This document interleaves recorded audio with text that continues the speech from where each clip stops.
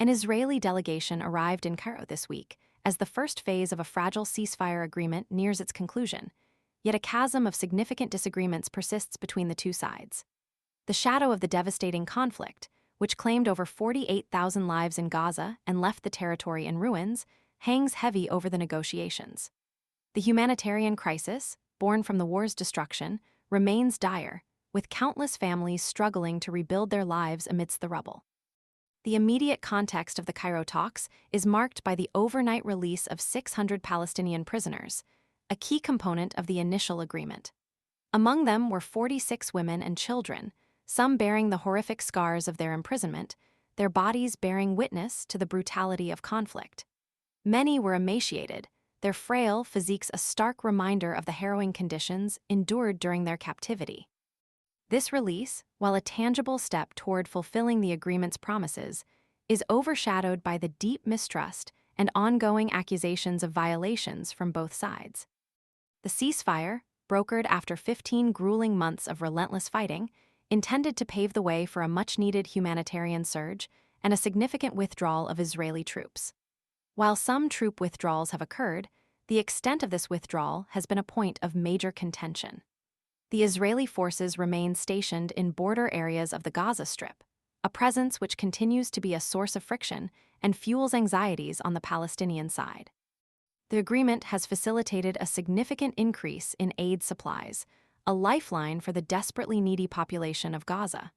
However, the scale of the devastation and the sheer number of those in need dwarfs the current aid efforts, highlighting the gargantuan task ahead. The Hamas attack, which triggered this devastating war, resulted in the deaths of approximately 1,200 people in Israel and the capture of 250 hostages, an act which galvanized international condemnation and fueled the subsequent military response. The lingering trauma of this attack and the ongoing uncertainty surrounding the hostages' fate adds another layer of complexity to the already delicate negotiation process. Both Israel and Palestine accuse each other of repeated and significant breaches of the ceasefire agreement. These allegations, ranging from limitations on humanitarian access to violations of troop withdrawal terms, raise serious questions about the viability and longevity of the current peace initiative. The fragile nature of the truce is further underscored by the continuing exchange of accusations and the noticeable lack of substantial progress on core issues. The Cairo talks, therefore, represent a critical juncture. The success or failure of these negotiations will not only determine the fate of the ceasefire, but will also significantly influence the future trajectory of the Israeli-Palestinian conflict.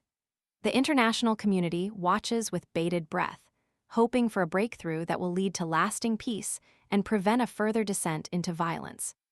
However, the deep-seated mistrust, the massive scale of destruction, and the profound differences in perspectives suggest that the road ahead is long, arduous, and fraught with peril.